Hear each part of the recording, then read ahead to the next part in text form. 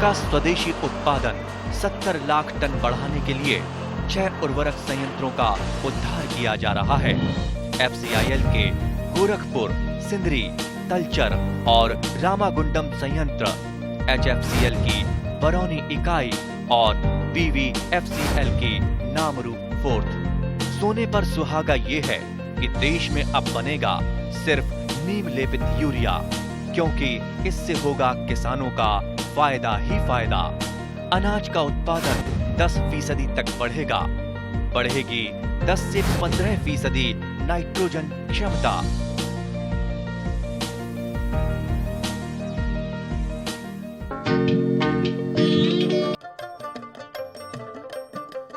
Broiler পালনেই হৈছে এনে এক ব্যৱসায় য'ত মাত্ৰ 35ৰ পৰা 40 দিনতে লাভৰ মুখ দেখা যায়। আজি আমাৰ ৰাজ্যৰ বহু নিবনুৱাক সংস্থাপনৰ বাট দেখুৱাইছে ব্ৰইলাৰ পালনে। ইয়াৰ উপৰিও আমাৰ ৰাজ্যত এনে বহু উদ্যোগী প্ৰগতিশীল ব্ৰইলাৰ পালক আছে, যিসকলে নিজে বৃহৎ পৰিসৰৰ ব্ৰইলাৰ পাম খোলাৰ উপৰিও দাঁতি কাষৰীয়া আন যুৱককো ব্ৰইলাৰ পালনৰ বাবে উৎসাহিত কৰিছে। এনে এগৰাকী প্ৰগতিশীল ব্ৰইলাৰ পালক হৈছে ৰঙিয়াৰ মধুকুছিৰ টংকেশ্বৰ নাথ। তেওঁ এই ঠাইত 3000 ব্ৰইলাৰৰ এখন ডাঙৰ পাম খোলাৰ উপৰিও আন কেইবা ঠাইতো কেইবাহাজাৰো ব্ৰইলাৰ পাম খুলিছে। আহকচোন তেওঁৰ মুখেৰেই শুনো তেওঁৰ সফলতাৰ কাহিনী। 1997 পৰা ব্ৰইলাৰ ফাৰ্মৰ লগত জড়িত হৈ আজি 2022 পালোগৈ। ব্ৰইলাৰ ফাৰ্ম জীৱনৰ মোৰ প্ৰথম ব্যৱসায়, যিটো ব্যৱসায়ে অসমীয়া মানুহৰ জীৱনৰ গতি সলাই দিব পাৰে। ব্ৰইলাৰ ব্যৱসায় লাভজনক ব্যৱসায়, যদিহে তাৰ লগত গোটেইখিনি নিয়ম নীতি পালন কৰি ফাৰ্ম এখন আগুৱাই নিব খোজে, তেতিয়াহ'লে ব্ৰইলাৰ ফাৰ্ম কৰিব পাৰে। কাৰণ মই তাৰ এজন উদাহৰণ। ব্ৰইলাৰ ফাৰ্ম কৰিব লাগিলে আজিৰ এটা মূলধন ডাঙৰ সমস্যা হৈ পৰিছে। সেই সমস্যাখিনি দূৰ কৰাৰ কাৰণেও মই কিছু পদক্ষেপ হাতত লৈছোঁ। কাৰোবাৰ যদি এখন ফাৰ্ম কৰি পোৱালিওখিনি কিনাৰ পইচাখিনি কৰে, মই তেতিয়া নিজৰ দানাখিনিও হয়তো বাকীত দিয়াৰ কাৰণে মই আজি ইকনমিকেলি সাজু। কাৰণ মই দেখিছোঁ যে ব্ৰইলাৰ ফাৰ্মত বহুত নিবনুৱাই কৰ্মসংস্থান পোৱাৰ এটা পথ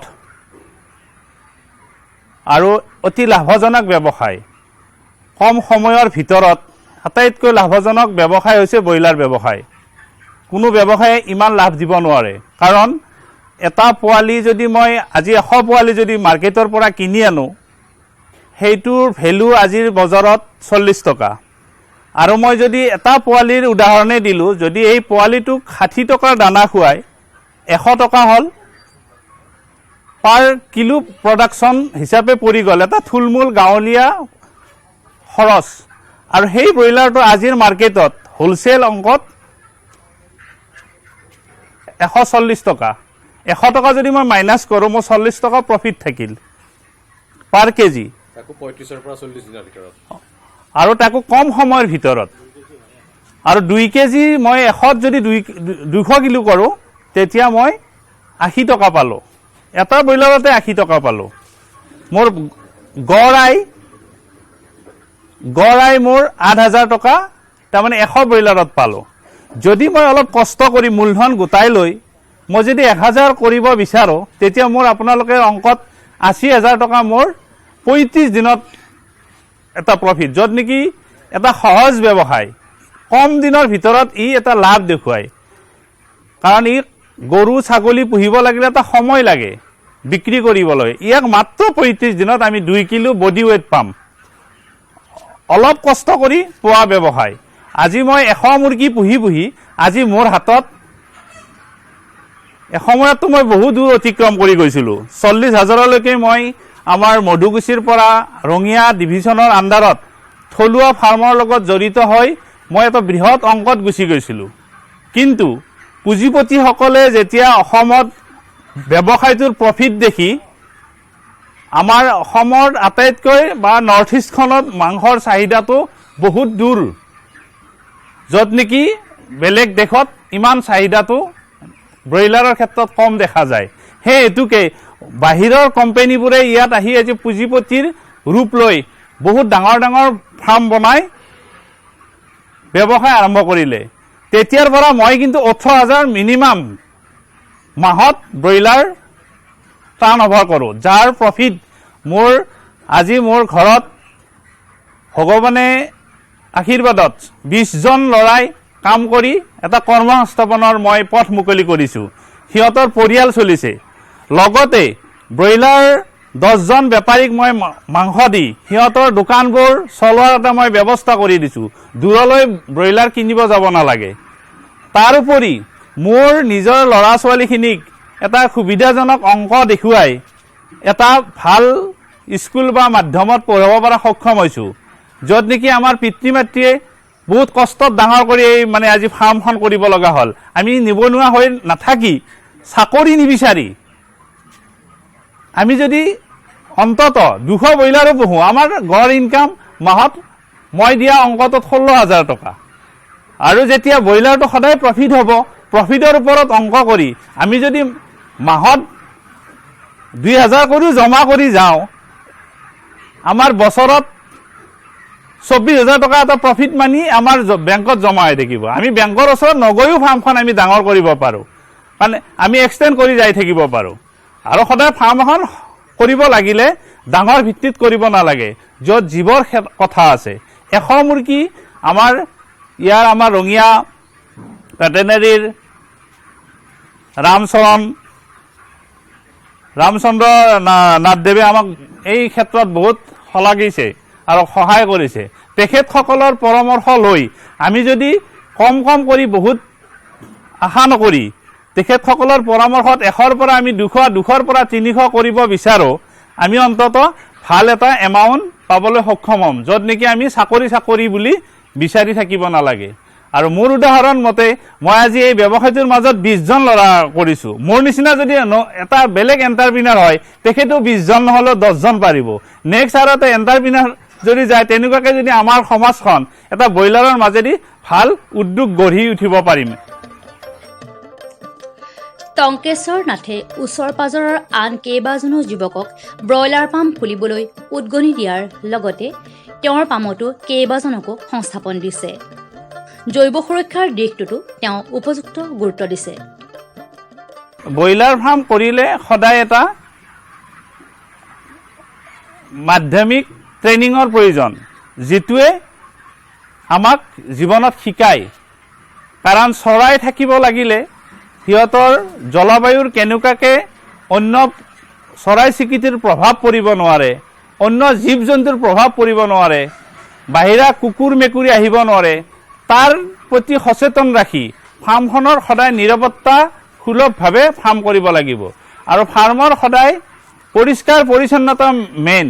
আৰু সদায় ফাৰ্ম বনাওঁতে ভেটিটো ওখ হ'ব লাগে, যাৰ কাৰণে আমাৰ জলবায়ুটো সেমেকা, অসমৰ সেমেকা জলবায়ুৱে যাতে আমাৰ ফাৰ্মখন অনিষ্ট নকৰে, তাৰ বাবে আমি লক্ষ্য ৰাখি ফাৰ্মৰ ভেটিটো সদায় ওখ, মিনিমাম 3 ফুট, আমাৰ মাটিকালি থাকাৰ কৰি 3 ফুট ওখ কৰিব লাগে। তাৰ জেকাটো যেতিয়া নাথাকে, সেই জীৱবিলাকে সিহঁতৰ মাজত মিলিন হৈ সিহঁতে আমাক মাংস দিয়াত বেছি সহায় কৰে। এতিয়া ব্যৱসায়বোৰ যিহেতু জীৱৰ বস্তু, কেতিয়াবা কেঁচামালৰ ইফাল সিফাল হয়, কেতিয়াবা মাৰ্কেটত আপ ডাউন থাকে। গড়ে মোৰ টাৰ্ণ অভাৰ বছৰত ব্যৱসায়ৰ মাজত 20 লাখ টকা খাই লৈ মোৰ ৰৈ যায়। আৰু সেইখিনিয়ে মই কি কৰোঁ, বেংকৰ লোনৰ পৰিশোধ কৰি আৰু সেই প্ৰফিটটো দি মই আকৌ এটা মাটি লওঁ আৰু এটা ফাৰ্মৰ কাৰণে মই অসমীয়া এণ্টাৰপ্ৰেনাৰৰ কাৰণে মই আগবাঢ়ি গৈ আছোঁ। ব্ৰইলাৰ পালনৰ উপৰিও শ্ৰীনাথে গাহৰি পালনো আৰম্ভ কৰিছে। দেখিলোঁ যে আমি বড়োসকলৰ মাজত এটা সংস্কৃতিত জীয়াই আছোঁ। তেখেতসকলক মই দেখিলোঁ যে তেখেতসকলে প্ৰত্যেকে দুটা এটা গাহৰি পোহে। মই সুধিলোঁ যে তেখেতৰ ইনকাম অফ চ'ৰ্চ, সেইটো গাহৰিয়ে সদায় আমি যেনে ব্ৰইলাৰৰ বহুত দামত দানা কিনি আনি প্ৰস্তুত কৰিব লাগে, গাহৰিটো এটা লাভজনক ব্যৱসায়। বাহিৰা বস্তু খুৱাই তাক ডাঙৰ কৰিব পাৰি, কচু সিজাই, পেলনীয়া খাদ্য, আৰু আমাৰ কাৰোবাৰ যদি গাঁৱৰ ভোজ ভাত কিবা হয়, সকাম হয়, তেখেতসকলৰ বস্তু আনি হোটেলৰ ৱেষ্টেজ বস্তু পৰি আমাৰ স্বচ্ছ ভাৰতো হ'ল, কাৰণ আমি চাফাও কৰিলোঁ আৰু গাহৰিবোৰে খাই ডাঙৰ দীঘল হ'ল। এইকাৰণে মই গাহৰিটো অন্যক দেখি শিকা আৰম্ভ কৰিছোঁ, আৰু এতিয়া মই গাহৰিৰ যে প্ৰফিট দেখিছোঁ, কাৰণ মই এবছৰতকৈ অলপ বেছি হ'ল সময়সীমা, এইখিনিৰ ভিতৰত মই যিকেইটা গাহৰি বিক্ৰী কৰিলোঁ, এতিয়া মই গাহৰিবোৰ ব্ৰিডিঙত দিছোঁ। আগতে মাৰ্কেটৰ পৰা আনিছিলোঁ, এতিয়া ব্ৰিডিঙত যেতিয়া মোৰ এটা গাহৰি আকৌ পোৱালি দিব, সেই পোৱালি মই মাৰ্কেটতো দিব পাৰিম আৰু মই লাভৱান হ'ম বুলি মই ভাবিছোঁ, আৰু নিশ্চয় এইটো লাভদায়ক বিজনেছ।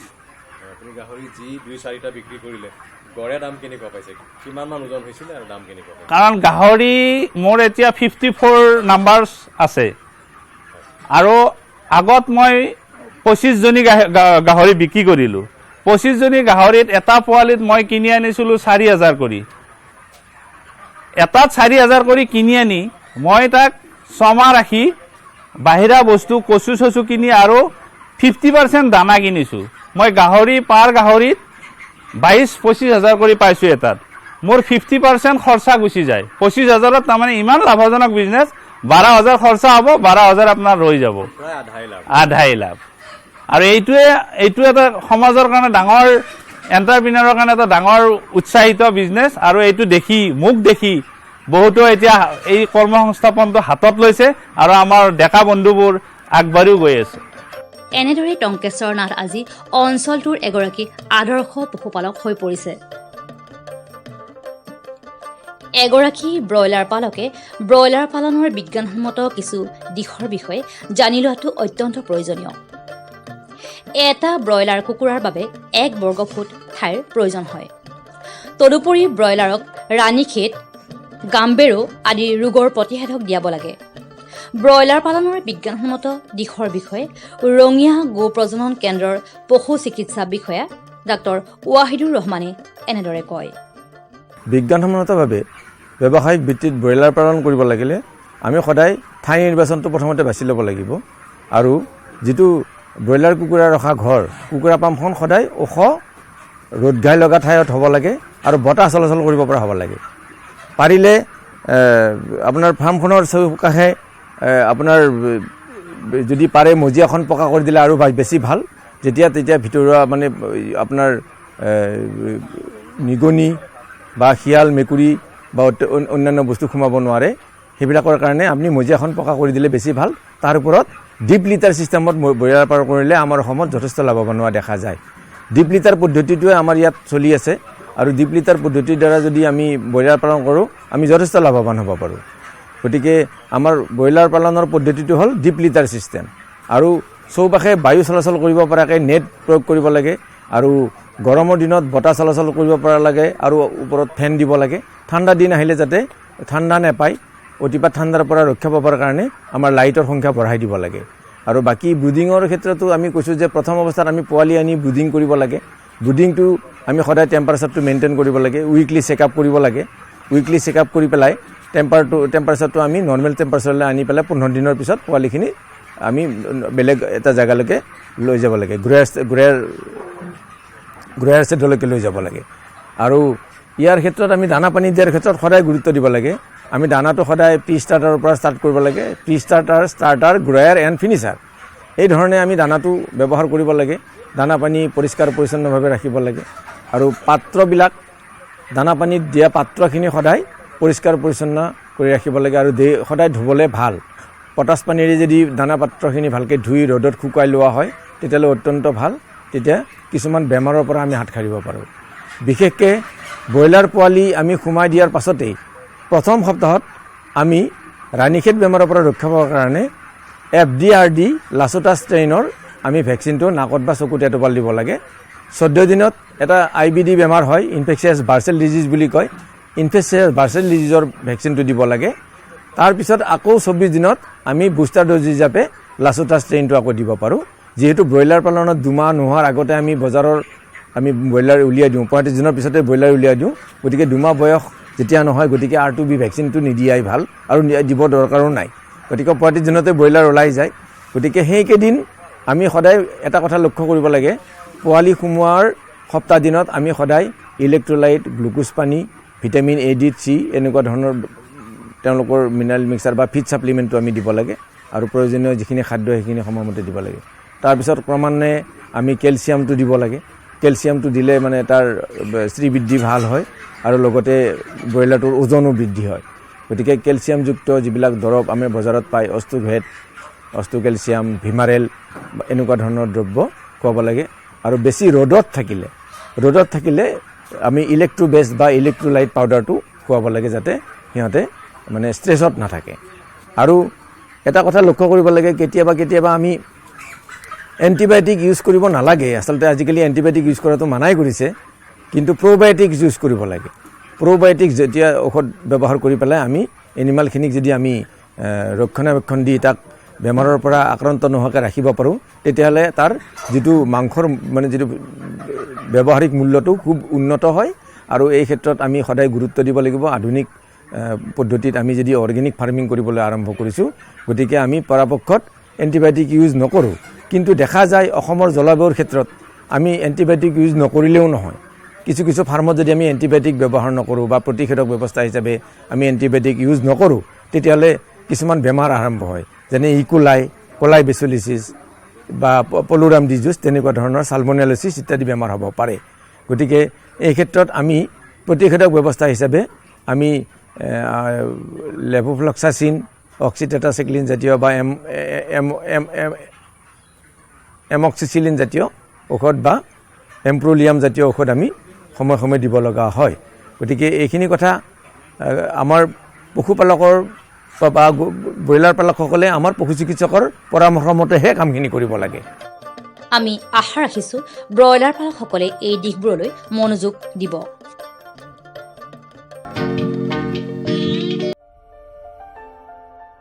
ভাৰত চৰকাৰৰ প্ৰতিটো প্ৰয়াস কৃষকৰ প্ৰগতিত দি আছে এটা নতুন বিশ্বাস। দেশৰ কৃষকসকলৰ প্ৰতি সমৰ্পিত ভাৰত চৰকাৰে বিশেষকৈ উত্তৰ পূৰ্বাঞ্চল আৰু আন্দামান নিকোবৰ দ্বীপপুঞ্জৰ কৃষি অঞ্চলৰ বিকাশৰ বাবে নতুন প্ৰগতিশীল পদক্ষেপ লৈছে, যাৰ দ্বাৰা কৃষকসকলে দ্ৰুত গতিত উন্নতি কৰি আছে। কৃষি অঞ্চলৰ বিকাশৰ গতি অব্যাহত ৰাখি মাননীয় প্ৰধানমন্ত্ৰী শ্ৰী নৰেন্দ্ৰ মোদী ডাঙৰীয়াৰ নেতৃত্বত ভাৰত চৰকাৰে এক দূৰদৰ্শী নিৰ্ণয় লৈ দেশত ৰাষ্ট্ৰীয় খাদ্য তেল মিছন অইল পামৰ আৰম্ভণি কৰিছে, যাৰ দ্বাৰা উত্তৰ পূৰ্বাঞ্চলৰ ৰাজ্যসমূহ আৰু আন্দামান নিকোবৰ দ্বীপপুঞ্জৰ কৃষকসকলৰ বিশেষ লাভ হ'ব। পুঁজিৰ বিনিয়োগত বৃদ্ধি পাব, খোৱা তেলৰ আমদানিৰ ওপৰত নিৰ্ভৰ কৰাটো কম হ'ব আৰু ৰোজগাৰৰ সুবিধা সৃষ্টি হ'ব। খোৱা তেলত আত্মনিৰ্ভৰশীলতাৰ বাবে এতিয়া ৰাষ্ট্ৰীয় খাদ্য তেল মিছন অইল পামৰ সংকল্প লোৱা হৈছে।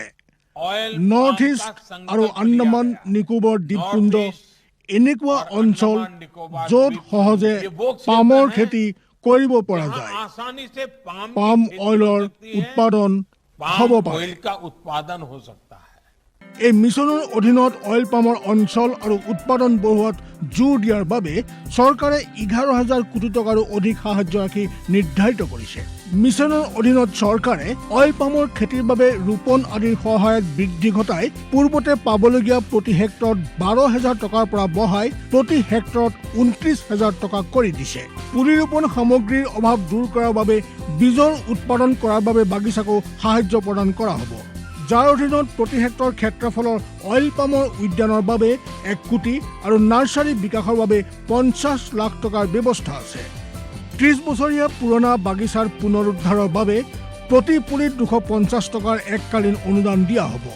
উত্তৰ পূৰ্বাঞ্চল আৰু আন্দামানৰ বিশেষ সাহায্যৰ অধীনত তাৰ অঞ্চলৰ গাঁথনি, জলবায়ু আৰু অন্য পৰিস্থিতি অনুসৰি বিভিন্ন দিশত যেনে হাফ মুন টেৰেছত প্ৰতি হেক্টৰত 4,000 টকা, জেওৰা, বায়'ফেন্সিং তথা লেণ্ড ক্লিয়াৰেন্সৰ বাবে প্ৰতি হেক্টৰত 7,000 টকা আৰু একত্ৰিত খেতিৰ বাবে প্ৰতি হেক্টৰত 10,000 টকাৰ ব্যৱস্থা আছে। প্ৰাৰম্ভিক 4 বছৰৰ সময়ত ৰক্ষণাবেক্ষণ আৰু অন্তৰ ফচলৰ বাবে প্ৰতি হেক্টৰত 50,000 টকাৰ ব্যৱস্থা আছে।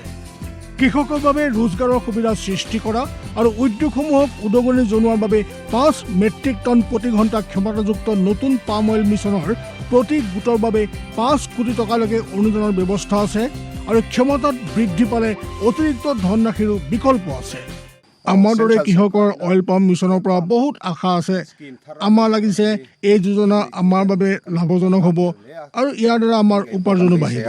অইল পামৰ কৃষকসকলে সতেজ ফলৰ থোক অৰ্থাৎ FFB উৎপাদন কৰে, যাৰ বৰ্তমান মূল্য আন্তঃৰাষ্ট্ৰীয় মূল্যত হোৱা উঠানামাৰ আধাৰত নিৰ্ণয় লোৱা হয়। প্ৰথমবাৰ কেন্দ্ৰীয় চৰকাৰে সতেজ ফলৰ থোকৰ মূল্যৰ বাবে কৃষকসকলক আশ্বাস দিছে। ইয়াক প্ৰকৃত মূল্য বা BP বুলি ক'ব পাৰি, অৰ্থাৎ কৃষকসকলৰ কোনো লোকচান হ'বলৈ দিয়া নহ'ব। এই ব্যৱস্থাৰ দ্বাৰা কৃষকসকলৰ বজাৰৰ মূল্য উঠানমাৰ পৰা সংৰক্ষণ প্ৰাপ্ত হ'ব। প্ৰকৃত মূল্য BP নিৰ্ধাৰণ কৰাৰ আৰম্ভণি 1 নৱেম্বৰৰ পৰা হ'ব আৰু অহা বৰ্ষৰ 31 অক্টোবৰলৈকে অব্যাহত থাকিব। ইয়াক অইল পাম বৰ্ষ বুলি কোৱা হ'ব। ইয়াৰ দ্বাৰা উত্তৰ পূৰ্বাঞ্চলৰ ৰাজ্যসমূহ আৰু আন্দামান নিকোবৰ দ্বীপপুঞ্জত খেতি বৰ ভাল হ'ব আৰু কৃষকসকলে আনন্দৰ হাঁহি মৰাৰ এটা নতুন কাৰণ পাব। किसान भाइयों गांठ बांध लो, गांठ बांध लो, बहुत बहुत है काम की, समृद्धि के पैगाम की। मिट्टी के मिजाज को समझो, मिट्टी के हर राज को समझो, मिट्टी की तुम जांच कराओ, मुफ्त सॉइल हेल्थ कार्ड ले जाओ। कभी मुनासिब बीज लगाओ, सही किस्म की खाद ले आओ, जितनी जरूरी उतनी डालो, सही मात्रा खुद पहचानो, इसको अपना मंत्र बना लो, मिट्टी की सेहत तो जानो। बात बहुत है काम की, कम लागत अधिक वरदान की, किसान भाइयों गांठ बांध लो। आज ही मिट्टी की जांच कराएं, राज्य सरकार के कृषि अधिकारी से संपर्क करें और मुफ्त में सॉइल हेल्थ कार्ड पाएं। कृषि और किसान कल्याण मंत्रालय द्वारा किसान हित में কৃষকসকলৰ বিভিন্ন সমস্যাৰ সমাধানৰ লগতে শেহতীয়া প্ৰযুক্তি আৰু প্ৰয়োজনীয় আনুষংগিক দিশৰ বিষয়ে জানিবৰ বাবে চাবলৈ নাপাহৰিব কৃষি দৰ্শন। প্ৰচাৰিত হয় প্ৰতি সোমবাৰৰ পৰা শুকুৰবাৰলৈ সন্ধিয়া 5:30 বজাৰ পৰা 6 বজালৈ।